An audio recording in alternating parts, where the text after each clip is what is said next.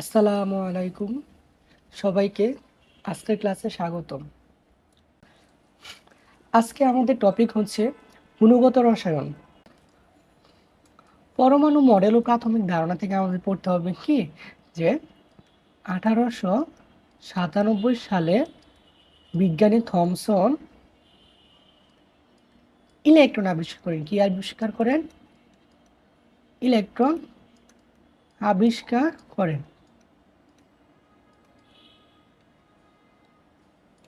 Electron আবিষ্কার করেন, ঠিক আছে। তো ইলেকট্রন কত সালে আবিষ্কৃত হয়? ইলেকট্রন আবিষ্কৃত হয় কত সালে? 1897 সালে।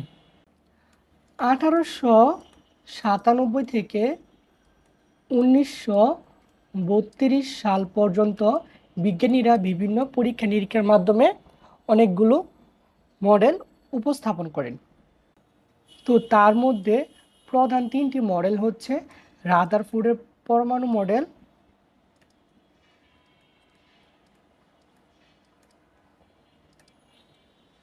রাদারফোর্ডের পরমাণু মডেল,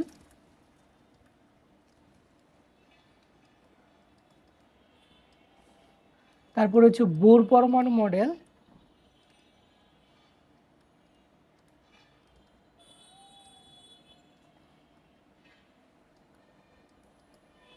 বোর পরমাণু মডেল এবং আরেকটা হচ্ছে কোয়ান্টাম বলবিদ্যা পরমাণু মডেল। আচ্ছা, আরেকটা হচ্ছে কোয়ান্টাম বলবিদ্যা, ঠিক আছে।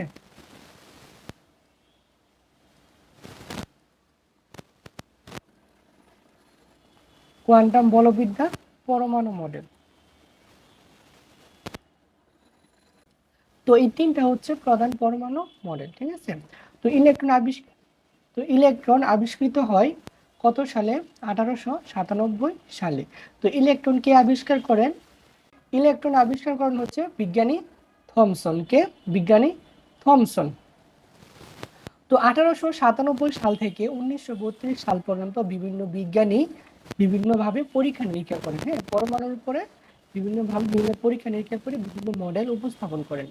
তো তার মধ্যে তিনটি প্রধান মডেল হচ্ছে রাদারফোর্ডের পরমাণু মডেল, বোরের পরমাণু মডেল এবং হচ্ছে কি কোয়ান্টাম বলবিদ্যা পরমাণু মডেল। তো এগুলি সম্পর্কে আমরা ডিটেলসে পড়ব। আচ্ছা, এখন আমরা প্রথমেই দেখব যে রাদারফোর্ডের পরমাণু মডেল। তো রাদারফোর্ড আলফা কণা বিচরণ পরীক্ষার মাধ্যমে নিউক্লিয়াস আবিষ্কার করছেন। কি আবিষ্কার করছেন? নিউক্লিয়াস। তো এখন যদি প্রশ্ন আসে যে নিউক্লিয়াসের আবিষ্কারক কে, তা হচ্ছে কি রাদারফোর্ড। তার মানে নিউক্লিয়াস আবিষ্কার করেন, তার মানে নিউক্লিয়াস আবিষ্কৃত করেছেন কে? তা হচ্ছে বিজ্ঞানী রাদারফোর্ড। তো রাদারফোর্ডের পরমাণু মডেল হচ্ছে কত সালে? 1911 সাল। কত সালে এটি প্রদান করেন? 1911 সালে। আচ্ছা, তো এখানে আমাদের একটা জিনিস দেখতে হবে, তা হচ্ছে আলফা কণাটা আসলে কি, ঠিক আছে। আলফা কণাটা আসলে কি? এখানে কি লিখছে দেখো, যে হিলিয়াম পরমাণু হতে দুটি ইলেকট্রন বের করে নিলে যে দ্বি ধনাত্মক নিউক্লিয়াস অবশিষ্ট থাকে তাকে আলফা কণা বলা হয়। তার মানে আমরা নিশ্চয়ই জানি হিলিয়াম, হিলিয়ামের পারমাণবিক সংখ্যা কত? পারমাণবিক সংখ্যা হচ্ছে 2, আর ভর সংখ্যা কত? ভর সংখ্যা হচ্ছে 4, ঠিক আছে। তার মানে হচ্ছে কি হিলিয়ামের ইলেকট্রন সংখ্যা কত?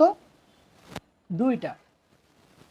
এই 2টা ইলেকট্রন যদি আমি বের করে দেই, তাহলে যে দ্বি ধনাত্মক Ac2+ যে পরমাণুটা আমরা পাই, যে আয়নটা পাই, তাই হচ্ছে কি আলফা কণা, ঠিক আছে। এখান থেকে আমাদের কি দেখতে হবে যে আলফা কণার ভর কত। দেখো আলফা কণার ভর হচ্ছে কত? 4, ঠিক আছে। আলফা কণার ভর কত? 4। আলফা কণার মধ্যে ইলেকট্রনের সংখ্যা কত? দেখো এখানে 2টা ছিল, 2টা বের হয়ে গেছে। তো ইলেকট্রন সংখ্যা কত? ইলেকট্রন সংখ্যা হচ্ছে 0। আর প্রোটন সংখ্যা কত? আমরা জানি ইলেকট্রন সংখ্যা যা, প্রোটন সংখ্যা তাই, ঠিক আছে। তো স্বাভাবিক অবস্থায় হিলিয়ামের ইলেকট্রন সংখ্যা কত? 2। তার মানে প্রোটন সংখ্যাও 2। হ্যাঁ, প্রোটন সংখ্যা ভেতরে থাকে। তো ইলেকট্রন সংখ্যা আমরা যতই বের করি না কেন, প্রোটন সংখ্যা সেম থাকবে। তো হিলিয়ামের ক্ষেত্রে যেহেতু প্রোটন সংখ্যা 2, তো আলফা কণার ক্ষেত্রে প্রোটন সংখ্যা 2, ঠিক আছে। ওকে। তো এখানে আমাদের একটা জিনিস দেখতে হবে, তা হচ্ছে আলফা কণার কিছু বৈশিষ্ট্য আছে। এর মধ্যে এটা হচ্ছে কি কম্পোজিট কণিকা, কম্পোজিট বা যৌগিক কণা। আলফা কণাটা কি যৌগিক বা কম্পোজিট কণা। আচ্ছা, এর কি থাকে প্রচন্ড গতি থাকে। আলফা কণা কি থাকে প্রচন্ড গতি থাকে। তো এর গতিটা কত 1 × 10⁻⁷ মিটার পার সেকেন্ড থেকে 2.5 × 10⁻⁷ মিটার পার সেকেন্ড। ওকে, আর হচ্ছে কি যে আলফা কণাতে দুটি প্রোটন থাকে, যেটা আমি আগে বললাম। যেহেতু হিলিয়াম পরমাণুতে কি থাকে দুইটা ইলেকট্রন থাকে, তাহলে আলফা কণাতেও কি থাকবে দুইটা প্রোটন থাকবে এবং দুইটা নিউট্রন থাকে। আচ্ছা, তাই হচ্ছে এর ভর সংখ্যা কত 4, আমরা আগে দেখছি। আলফা কণার ভর সংখ্যা কত 4, ঠিক আছে। আচ্ছা, পরবর্তী স্লাইডে যাই। দেখো, রাদারফোর্ড যে আলফা কণা বিচ্ছুরণ পরীক্ষা করছিল, তার জন্য তিনি কি কি উপকার ব্যবহার করছিলেন তা আমরা চলো দেখি। 1 নম্বরে ব্যবহার করছিল কি তেজস্ক্রিয় মৌল থেকে নির্গত আলফা কণা। কি কণা আলফা কণা। তো যেহেতু আলফা কণা বিচ্ছুরণ পরীক্ষা, তো তার জন্য তো obviously first of all alpha কণাই লাগবে। তারপরে কি ব্যবহার করছেন একটি পাতলা সোনার পাত। কি ব্যবহার করছিলেন পাতলা সোনার পাত, যার পুরুত্ব হচ্ছে 0.0004 সেন্টিমিটার, ঠিক আছে। তো এটা মনে রাখতে পারবা যে 0.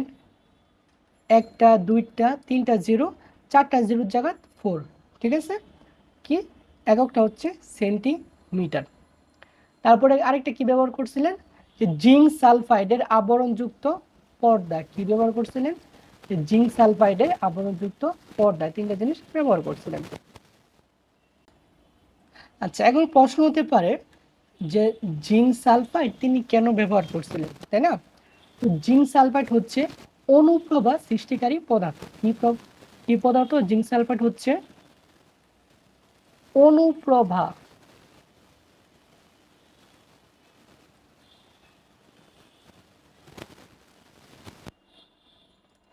সৃষ্টিকারী পদার্থ। আচ্ছা, এখানে অনুপ্রভাটা আসলে কি। অনুপ্রভা হচ্ছে এক ধরনের পদার্থ যারা বিভিন্ন শক্তি স্তর থেকে শক্তি শোষিত করে তা দৃশ্যমান আলোর পরিসরে বিকিরণ করে, ঠিক আছে। তো বিভিন্ন শক্তি স্তর থেকে তারা শক্তিটা শোষণ করে দৃশ্যমান আলোর পরিসরে তা বিকিরণ করে। এটা হচ্ছে অনুপ্রভা সৃষ্টিকারী পদার্থ। তো মেন কাজ হচ্ছে কি যে এখানে জিঙ্ক সালফাইড যে আছে, তো জিঙ্ক সালফাইড ব্যবহার করার একটা কারণ হচ্ছে কি যে জিঙ্ক সালফাইডের উপর যখন আলফা কণা পতিত হয়, হ্যাঁ, তখন একটা আলোর ঝলকানি সৃষ্টি হয়, হ্যাঁ, মানে একটা দৃশ্যমান আলোর পরিসরে একটা আলো বিকিরিত হয়, আলোকচ্ছটা সৃষ্টি হয়।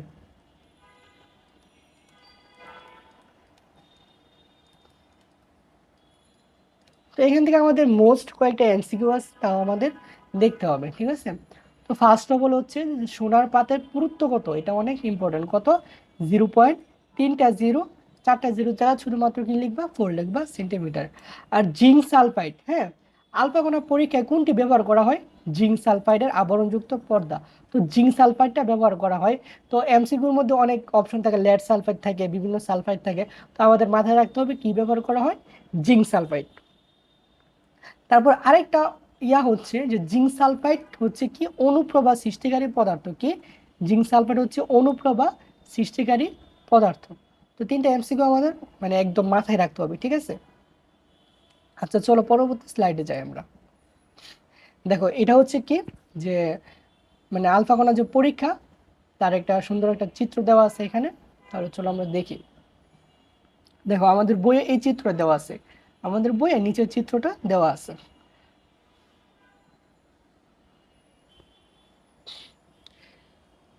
এই যে আমরা কালো যে আবরণটা দেখতে পাচ্ছি বৃত্তের মতো, তা হচ্ছে কি জিঙ্ক সালফাইডের আবরণ। কি জিঙ্ক সালফাইডের জিঙ্ক সালফাইডের আবরণ, ঠিক আছে। এই যে এখানে দুটো প্লাস চিহ্ন আমরা দেখতে পাচ্ছি না, 2+। এই 2+ হচ্ছে কি জানো, এটা হচ্ছে আলফা কণা। কিন্তু আলফা কণার সংকেত কি হিলিয়াম 2+, তো এখানে 2+ দ্বারা দেখাইছে। তো এটা হচ্ছে কি এখানে হচ্ছে একটা পাতলা স্বর্ণের পাত আছে, কি আছে, পাতলা স্বর্ণের পাত আছে, ঠিক আছে। তো যখন আলফা কণাটা এইভাবে যায় পরমাণুর ভিতর দিয়ে, তখন চলে যায়, হ্যাঁ, কিছু এইভাবে আলফা কণাটা চলে যায়। দেখো আলফা কণা যাচ্ছে, তো এই যে আমরা দেখতে পাচ্ছি এই বৃত্তটা, তা হচ্ছে কি একটা পরমাণু, হ্যাঁ, এটা দাঁড়াও আমরা একটু মুছে নিই।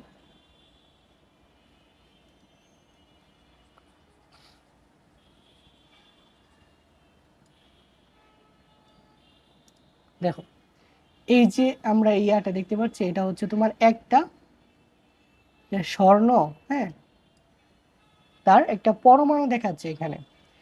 আমরা জানি পরমাণু কেন্দ্রে কি থাকে, নিউক্লিয়াস থাকে, কি থাকে, নিউক্লিয়াস থাকে। তো আলফা কণা যে যখন যাচ্ছে তখন কি হয়, এই যে এটা হচ্ছে ধরো প্রথম শক্তি স্তর, এই যে এই বৃত্তটা দেওয়া আছে এটা হচ্ছে ধরো প্রথম শক্তি স্তর। যখন আলফা কণাটা যাচ্ছে তখন কি হয়, আলফা কণাটা সরাসরি এভাবে ভেদ করে চলে যাচ্ছে পরমাণুর। দেখো এভাবে যাচ্ছে সরাসরি ভেদ করে চলে যাচ্ছে, তার মানে হচ্ছে কি তার ইলেকট্রনের সাথে কোনো সংঘর্ষ হচ্ছে না আলফা কণার। আলফা কণা কি হচ্ছে না, ইলেকট্রনের সাথে কোনো সংঘর্ষ হচ্ছে না। কেন হচ্ছে না, কারণ হচ্ছে কি যে ইলেকট্রনের ভরের চাইতে আলফা কণার যে ভর আছে তা হচ্ছে ৭,০০০ গুণ বড়, ঠিক আছে। তার মানে কথার কথা, যদি ধরো ইলেকট্রনের ভর 1 হয়, তাহলে হচ্ছে আলফা কণার ভর কত হবে, আলফা কণার ভর হবে ৭,০০০, ঠিক আছে, এরকম। তার মানে কি যে ইলেকট্রনটা যে আছে তার ভরের চাইতে আলফা কণার ভর হচ্ছে কত, ৭,০০০ গুণ বেশি, ঠিক আছে। তার সেজন্য হচ্ছে যে তোমাদের, তো সেই জন্য হচ্ছে যে আলফা কণাটা সরাসরি ইলেকট্রনের সাথে কোনো সংঘর্ষ হচ্ছে না, সরাসরি ভেদ করে চলে যাচ্ছে। বাট যখন তোমার নিউক্লিয়াসের সাথে ধাক্কা খাচ্ছে তখন ঠিক ফিরে আসতেছে, হ্যাঁ। নিউক্লিয়াসের সাথে যখন ধাক্কা খাচ্ছে তখন দেখো এভাবে বেঁকে যাচ্ছে। এর কারণটা কি,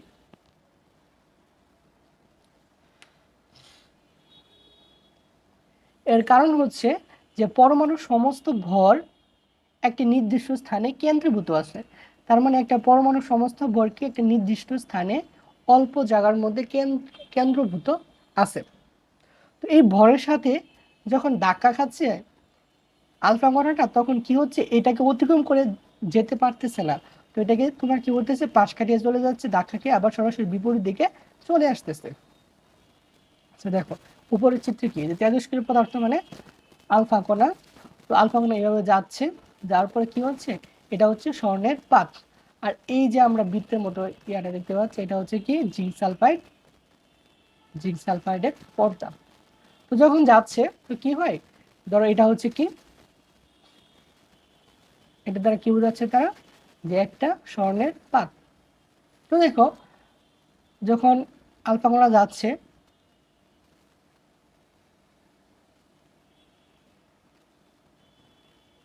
যাওয়ার পরে কিছু কণা সরাসরি এভাবে ভেদ করে চলে যাচ্ছে এবং কিছু বেঁকে যাচ্ছে, তাই না, আবার কিছু বিপরীত দিকে ফিরে আসতেছে। তো যারা বিপরীত দিকে ফিরে আসতেছে তারা নিউক্লিয়াসের সাথে সরাসরি সংঘর্ষ পতিত হয়েছে। সরাসরি সংঘর্ষ পতিত হওয়ার কারণে কি হয়েছে, যেটা বিপরীত দিকে ফিরে আসতেছে।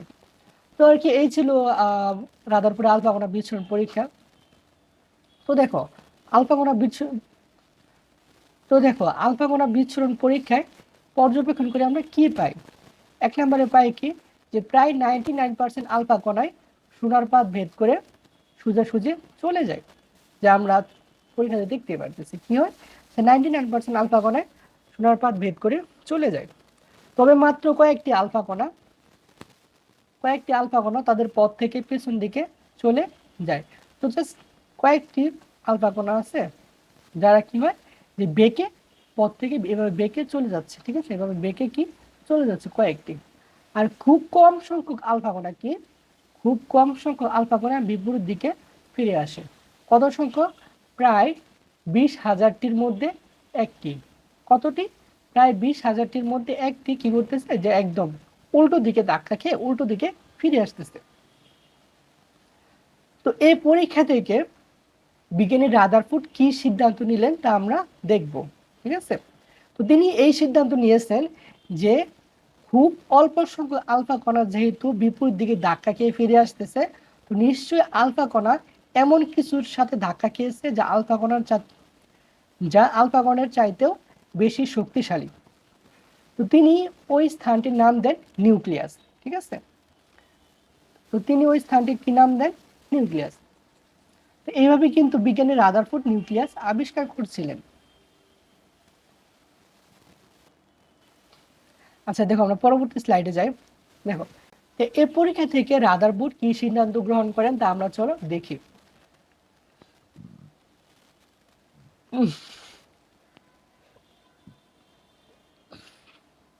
তিনি সিদ্ধান্ত নিলেন যে পরমাণুর অধিকাংশ স্থানেই ফাঁকা। কেন ফাঁকা? কারণটা হচ্ছে, যখন তিনি আলফা কণা বিচ্ছুরণ পরীক্ষাটা করেন তখন তিনি দেখতে পান যে প্রায় 99% আলফা কণায় স্বর্ণের পাত ভেদ করে চলে যাচ্ছে। ঠিক আছে, কত পার্সেন্ট? প্রায় 99%। তার মানে অধিকাংশ স্থানেই ফাঁকা। আচ্ছা, পরমাণু প্রায় সমগ্র ভর অতি ক্ষুদ্র স্থান দখল করে আছে। কত? 99.97%। হ্যাঁ, পরমাণু প্রায় সমগ্র ভরে অতি ক্ষুদ্র স্থান দখল করে আছেন। তো এই ক্ষুদ্র স্থানটা হচ্ছে কি? নিউক্লিয়াস। ঠিক আছে। আচ্ছা, তারপর 3 নম্বরে তিনি কি সিদ্ধান্ত গ্রহণ করছেন? বলছেন যেহেতু আলফা কণাসমূহ ধনাত্মক চার্জযুক্ত এবং এক্ষেত্রে বিকর্ষিত হয়, সেহেতু পরমাণুর কেন্দ্রটিও ধনাত্মক চার্জ হবে। ঠিক আছে, তিনি ভারী ও ধনাত্মক চার্জযুক্ত পরমাণুর এই কেন্দ্রকে নিউক্লিয়াস নামকরণ করেন। তো এটার মেইন থিমটা কি? যে তিনি দেখলেন যে আলফা কণা যেহেতু ধনাত্মক চার্জযুক্ত, এবং ধনাত্মক চার্জ তখনই বিকশিত হবে যখন তা আরেকটা ধনাত্মক চার্জের সাথে সংঘর্ষে পতিত হবে, এবং প্রায় সমগ্র ভর ওই ধনাত্মক চার্জে কেন্দ্রীভূত। তিনি সেই ধনাত্মক ও চার্জযুক্ত পরমাণু কেন্দ্রকে নিউক্লিয়াস নামকরণ করেন। তার মানে হচ্ছে যে পরমাণু প্রায় সমগ্র ভরেই নিউক্লিয়াসের অতি ক্ষুদ্র স্থানে কি করে দখল করে আছে। ঠিক আছে, তারপরে হচ্ছে আমাদের দেখতে হবে যে পরমাণুর আকার, একটা পরমাণুর আকার কত? 1 × 10⁻⁸ সেন্টিমিটার বা 0.1 ন্যানোমিটার। 0.1 ন্যানোমিটার, এটা হচ্ছে অনেক ইম্পর্টেন্ট। পরমাণুর আকার কত? আকার হচ্ছে 1 × 10⁻⁸ সেন্টিমিটার বা 0.1 ন্যানোমিটার। এবং নিউক্লিয়াসের আকার কত? নিউক্লিয়াসের আকার হচ্ছে 1 × 10⁻12 থেকে 10⁻13 সেন্টিমিটার, যা হচ্ছে খুবই ছোট। তারপরে আমরা কি দেখতে পাচ্ছি? যে পরমাণুর আকারের চাইতে নিউক্লিয়াসের আকার অনেক অনেক গুণ ছোট। একটা পরমাণুর আকার হচ্ছে কত? 10⁻8 সেন্টিমিটার, আর নিউক্লিয়াসের আকার হচ্ছে 10⁻12 থেকে 10⁻13 সেন্টিমিটার। ওকে, ঠিক আছে। এখান থেকে আমাদের যা এমসিকিউর জন্য মুখস্থ করতে হবে তা হচ্ছে যে পরমাণুর আকার এবং নিউক্লিয়াসের আকারটা কত। হ্যাঁ, পরমাণু নিউক্লিয়াস কে আবিষ্কার করেন, এবং পরমাণু প্রায় সমগ্র ভর 99.97% হয় কোথায় থাকে? নিউক্লিয়াসে থাকে। আচ্ছা, এখন পরবর্তী স্লাইডে যাই আমরা। আচ্ছা দেখো, রাদারফোর্ডের পরমাণু মডেলটির প্রস্তাবনা সমূহ। তো তিনি কি কি প্রস্তাব করছেন এখান থেকে? ঠিক আছে, তো আমরা দেখি যে গোলাকার পরমাণুর কেন্দ্রস্থলে একটি ধনাত্মক চার্জ বিশিষ্ট ভারী বস্তু বিদ্যমান। এই ভারী বস্তুকে পরমাণু নিউক্লিয়াস বলা হয়। তিনি এই ভারী বস্তুকে নিউক্লিয়াস নামকরণ করেন। আচ্ছা, পরমাণুর মোট আয়তনের তুলনায় নিউক্লিয়াসের আয়তন অতি নগণ্য। ঠিক আছে, তার মানে হচ্ছে পরমাণুর যে আয়তন তার তুলনায় নিউক্লিয়াসের আয়তন অনেক ছোট, অতি নগণ্য। ঠিক আছে, তো নিউক্লিয়াসে পরমাণুর ধনাত্মক চার্জ ও প্রায় সমস্ত ভর কেন্দ্রীভূত থাকে। তো একটা পরমাণু ধনাত্মক চার্জ ও প্রায় সমস্ত ভর কোথায় কেন্দ্রীভূত থাকে? তা হচ্ছে নিউক্লিয়াসে কেন্দ্রীভূত থাকে। তারপর হচ্ছে 2 নম্বর প্রস্তাবনা হচ্ছে পরমাণু হচ্ছে বিদ্যুৎ নিরপেক্ষ, যা আমরা সবাই জানি। পরমাণু সামগ্রিকভাবে ধনাত্মক না ঋণাত্মক না, পরমাণু হচ্ছে বিদ্যুৎ নিরপেক্ষ। একটা পরমাণুর ভেতরে যত সংখ্যক প্লাস চার্জ থাকে তার বাহিরে তত সংখ্যক মাইনাস চার্জ মানে ইলেকট্রন থাকে। একটা পরমাণুর ভেতরে যত সংখ্যক প্রোটন থাকে তার বাইরে তত সংখ্যক ইলেকট্রন থাকে। সামগ্রিকভাবে পরমাণুটা হচ্ছে কি? বিদ্যুৎ নিরপেক্ষ। তারপরে দেখো 3 নাম্বার হচ্ছে তো সৌরজগতের সূর্যের চারদিকে ঘূর্ণায়মান গ্রহসমূহের মতো পরমাণু ইলেকট্রনগুলো এর কেন্দ্রস্থ চারদিকে নিজ নিজ কক্ষপথে সতত ঘূর্ণায়মান থাকে। ধনাত্মক চার্জ বিশিষ্ট নিউক্লিয়াস ও ঋণাত্মক চার্জ বিশিষ্ট ইলেকট্রনের পারস্পরিক স্থির বৈদ্যুতিক আকর্ষণজনিত কেন্দ্রমুখী বল এবং আবর্তনশীল ইলেকট্রনের কেন্দ্র বহির্মুখী বল পরস্পর সমান থাকে। দেখো, তো তিনি সৌরজগতের সাথে তুলনা করার জন্য রাদারফোর্ডের মডেলকে বলা হয় সোলার সিস্টেম মডেল। কি বলা হয়? Solar system model. এবং তিনি এই মডেলের মাধ্যমে নিউক্লিয়াসের ধারণা পান বলে এই মডেলের নাম দেওয়া হয়েছে নিউক্লিয়ার মডেল। তো এখান থেকে আমাদের যা মনে রাখতে হবে তা হচ্ছে যে রাদারফোর্ডের মডেলের অপর নামগুলো কী কী? Solar system model, nuclear model. ঠিক আছে? আচ্ছা আচ্ছা, তাহলে এখন আমরা দেখি রাদারফোর্ডের পরমাণু মডেলের সীমাবদ্ধতা। ঠিক আছে? আচ্ছা, তো প্রথমেই আছে যে একাধিক ইলেকট্রন বিশিষ্ট পরমাণুতে কিভাবে ইলেকট্রন সমূহ আবর্তন করে তার ব্যাখ্যা নেই, অর্থাৎ হাইড্রোজেন পরমাণুর বর্ণালী ব্যাখ্যা করতে পারে না। এটার মানে হচ্ছে যে একের অধিক যে পরমাণু আছে সেই পরমাণুতে ইলেকট্রন সমূহ কিভাবে আবর্তন করে তার ব্যাখ্যা এই মডেল দিতে পারে না, এবং হাইড্রোজেন পরমাণুর যে বর্ণালী আছে তা ব্যাখ্যা করতে পারে না। 2 নম্বর হচ্ছে ইলেকট্রনগুলো কিভাবে নিউক্লিয়াসকে পরিভ্রমণ করে তার ধারণা নেই। ঠিক আছে? তার মানে ইলেকট্রন যে আছে, তো ইলেকট্রনগুলো কিভাবে নিউক্লিয়াসকে কেন্দ্র করে ঘুরে তার কোনো নির্দিষ্ট ধারণা নেই। 4 নম্বর হচ্ছে গ্রহগুলোর সাথে ইলেকট্রনের তুলনা ঠিক হয়নি। ঠিক আছে? এর কারণ হচ্ছে আমরা জানি যে গ্রহগুলা হচ্ছে কি বিদ্যুৎ নিরপেক্ষ, তাই না? কিন্তু পরমাণুর ইলেকট্রন, নিউক্লিয়াস, প্রোটন এগুলো হচ্ছে কি বিদ্যুৎ নিরপেক্ষ না। ইলেকট্রন হচ্ছে মাইনাস চার্জযুক্ত আর প্রোটন হচ্ছে কি প্লাস চার্জযুক্ত। তো এরকম চার্জযুক্ত কোনো বস্তুর সাথে চার্জহীন বস্তুর তুলনা করা ঠিক হয়নি। তারপর হচ্ছে এটি একটি অস্থায়ী মডেল, কারণ গ্রহসমূহ চার্জবিহীন এবং ইলেকট্রন ঋণাত্মক চার্জধারী। ঠিক আছে? ওকে, তারপর হচ্ছে ইলেকট্রনের কক্ষপথের আকার আকৃতি সম্বন্ধে কোনো ধারণা নেই। ঠিক আছে? তো আমাদের মোস্ট ইম্পর্টেন্ট রাদারফোর্ডের মডেলের সীমাবদ্ধতাগুলো আমাদের মাথায় রাখতে হবে। কেন? কারণ হচ্ছে এগুলা সিকিউতে আসে। হ্যাঁ, তো সিকিউতে আসতে পারে যে বিজ্ঞানী রাদারফোর্ড এবং বোরের পরমাণু মডেলের সীমাবদ্ধতা, সাদৃশ্য এবং বৈসাদৃশ্য আলোচনা করো। তো এটা আমাদের সিকিউর জন্য পড়তে হবে।